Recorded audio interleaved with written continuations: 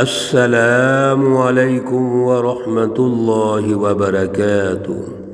اعوذ باللہ من الشیطان الرجیم، بسم اللہ الرحمن الرحیم۔ وَكَمْ أَهْلَكْنَا قَبْلَهُمْ من قرن هم أشد منهم بطشا فنقبوا في البلاد هل من محيص۔ صدق اللہ العلی العظیم۔ اللہم صلی علی سیدنا ومولانا محمد النبی الأمی وعلی آلہ واصحابہ وبارک وسلم وصلی علیہ۔ معزز سامعین و سامعات، سورۃ قاف پارہ نمبر 26، آیات مقدسہ 36 تا 38 ہیں۔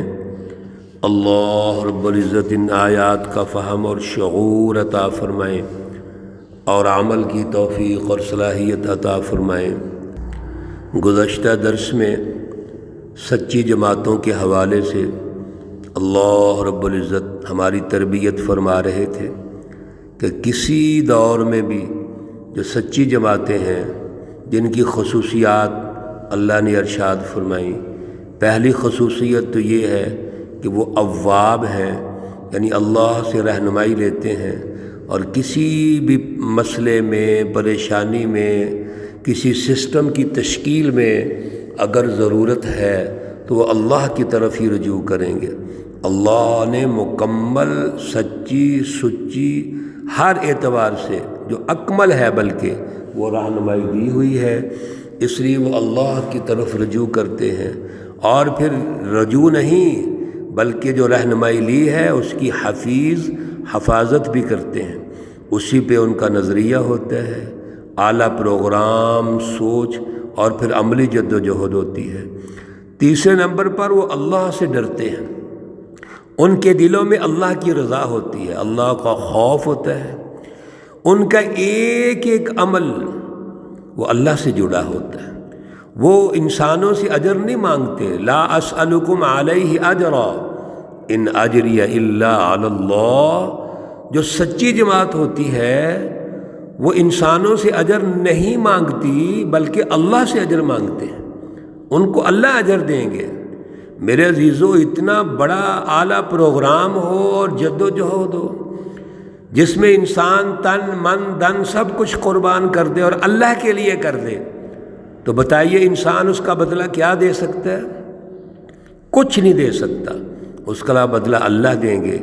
اور ان کے دل قلب منیب اللہ کے ساتھ جڑے ہوتے ہیں، اللہ ایسی سچی جماعت کو دیں گے دنیا اور آخرت میں کیا؟ جنت۔ اور اللہ کہیں گے ادخلوها بسلام ذلك یوم الخلود لهم ما یشاءون فیها ولدینا مزید۔ یہاں سے ہمیں یہ بھی پتہ چلا کہ اللہ ہماری طلب، ہماری ضرورت، ہماری خواہش سے زیادہ دیتے ہیں۔ میرے عزیزو، دنیا میں بھی دیتے ہیں، سبحان اللہ۔ کبھی غور تو کرو اپنی زندگی پر، ہم کتنے اللہ کے فرما بردار ہیں اور اللہ تو نوازتے ہیں۔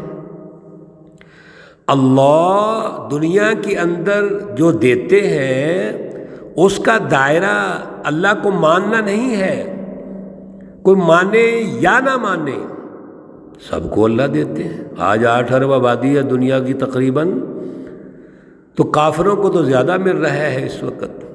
انہوں نے نظام ہی ایسے مافیاز کے بنا دیے ہیں، انہوں نے ظلم کے نظام قائم کر کے وسائل قدرت پہ قبضہ کر لیا ہے، تو جس کا قبضہ ہے وہ مل رہا ہے ان کو۔ اللہ رب العزت تو جد و جہد دیکھتے ہیں، یاد رکھیے، اور زیادہ دیتے ہیں۔ آج کی آیات میں اللہ نے اسی تناظر میں سب سے پہلی آیت میں تو یہ ارشاد فرما دیا کہ یہ مکہ کے لوگ کفار مشرکین جو رسول اللہ صلی اللہ علیہ وسلم کا مقابلہ کر رہے ہیں اور کہتے ہیں بل عجبوا ان جاءہم منذر، تعجب کرتے ہیں اور اللہ کی سچی رہنمائی کا انکار کرتے ہیں، اور مناع للخیر ہیں، معتدین ہیں، مریب ہیں، حد سے تجاوز کر رہے ہیں۔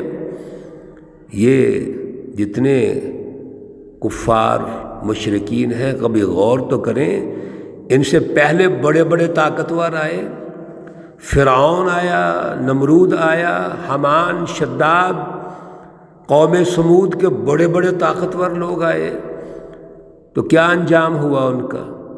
جب اللہ نے تباہ کیا تو ان کو ٹھکانہ تلاش کرنے کے لیے جگہ نہیں ملی۔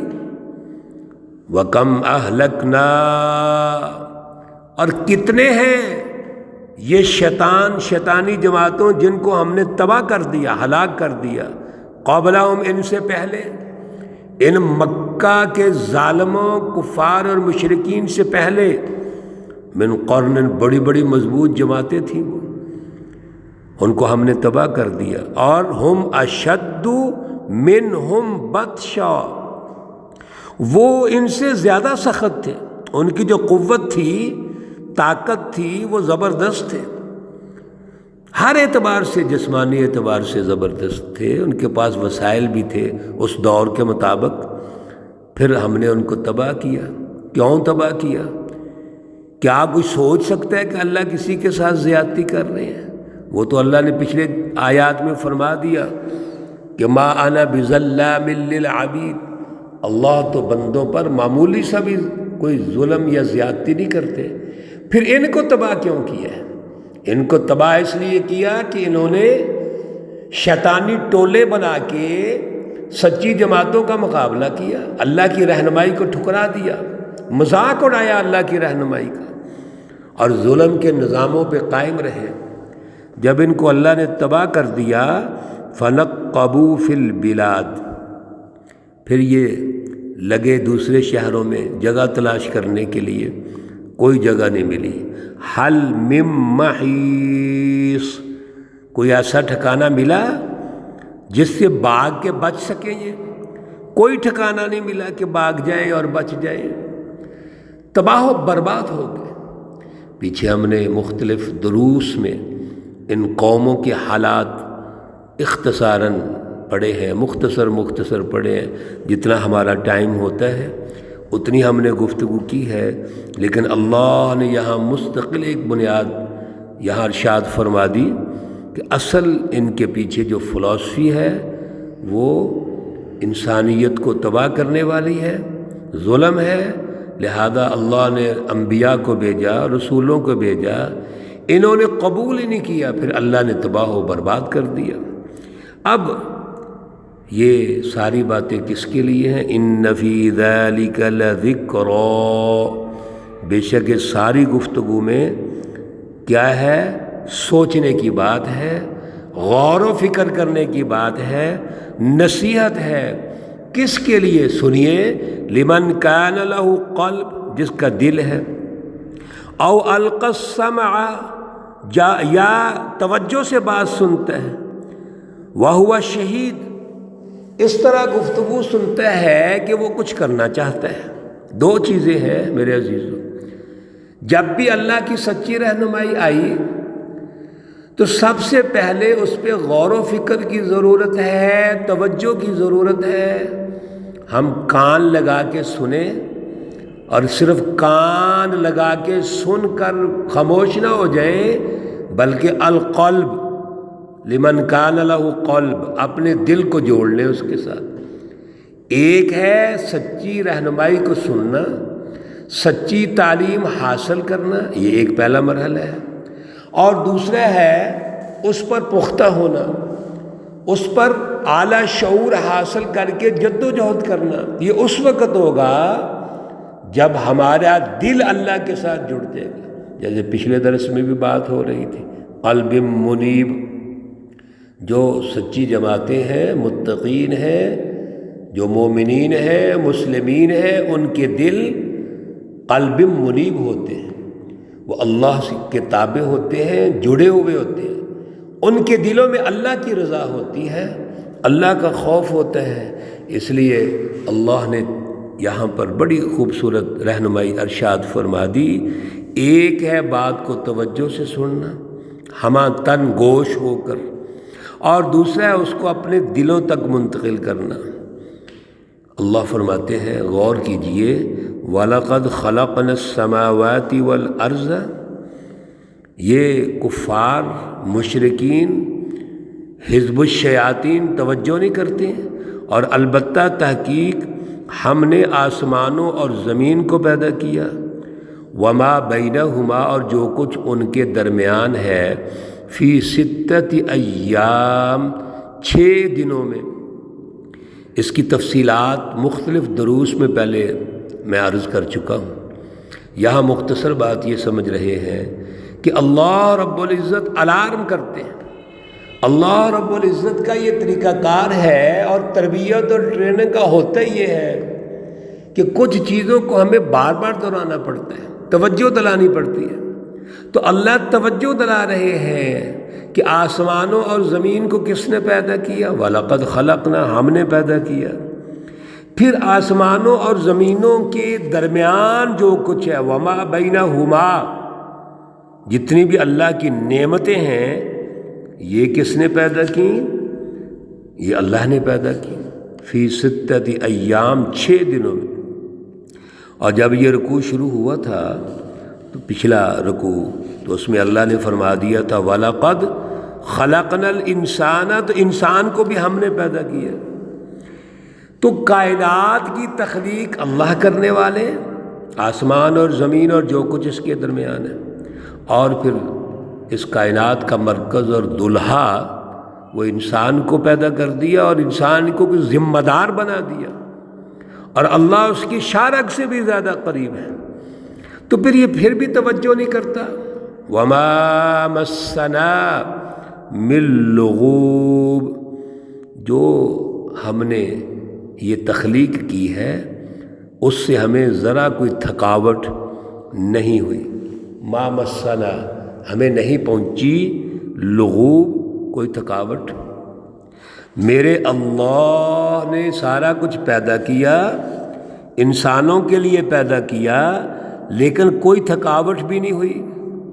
تو ذرا بتائیے، جو اللہ پہلی دفعہ پیدا کرتے ہیں آسمان زمین جو کچھ ہے 6 دنوں میں، اور کوئی تھکاوٹ بھی نہیں ہوئی، کیا وہ اللہ دوبارہ زندہ نہیں کر سکتے؟ اَإِذَا مِتْنَا وَكُنَّا تُرَابًا ذَلِكَ رَجْعٌ بَعِيدٌ، جو کفار مکہ مشرکین مکہ کا بیانیہ ہے وہ تو یہاں بیانیہ ختم ہو جاتا ہے۔ تو آپ خود غور کرو، اپنی ذات پہ غور کرو، ان آسمانوں پہ غور کرو، ان زمینوں پہ غور کرو، وسائل پہ غور کرو، سب کچھ اللہ نے دیا، اللہ کی نعمتیں ہیں۔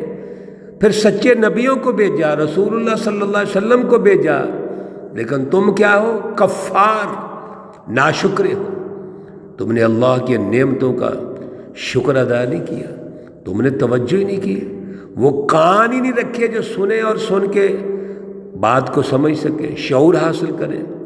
وہ دل ہی تمہارے نہیں ہیں، اندھے دل کے لوگ ہو تم، جو اللہ کی محبت جن میں پیدا ہو جائے، تمہارے دلوں پر مہر لگ گئی ہے۔ ختم اللہ علی قلوبہم وعلی سمعہم، ان کی سماعت اور دلوں پر مہر لگ چکی ہے۔ میرے عزیزو، یہ بڑی خطرناک بات ہے۔ ہمیشہ سچی رہنمائی سننے کے لیے تیار ہوا کرو، سنا کریں، اور سن کر دل میں جگہ دیں۔ ایک کان سے سن کے دوسرے کان سے نکال نہیں دینا چاہیے، بلکہ سمجھنا چاہیے، شعور حاصل کرنا چاہیے۔ اور پھر آج کے دور میں ہماری ذمہ داریاں کیا ہیں، کس طرح اللہ کی بالادستی قائم کریں گے اور جھوٹوں سے کیسے نجات حاصل کریں گے، یہ شعور حاصل کرنا، اللہ کے ساتھ دل کو جوڑنا، یہ ہے وہ اعلیٰ صلاحیت۔ ہمیشہ یہ طلب کیا کرو اللہ سے، اللہ ہمیں یہ صلاحیت اور توفیق عطا فرمائے۔ اللہ رب العزت تمام بیماروں کو شفائے کاملہ عاجلہ مستمرہ عطا فرمائے۔ اللہ رب العزت تمام مرحومین و مرحومات کو جنت الفردوس میں اعلیٰ مقام عطا فرمائے۔ ربنا تقبل منا انك انت السميع العليم وتب علينا انك انت التواب الرحيم، وصلى الله تعالى على النبي الأمي محمد وعلى آله وأصحابه أجمعين برحمتك يا أرحم الراحمين۔ السلام عليكم ورحمة الله وبركاته۔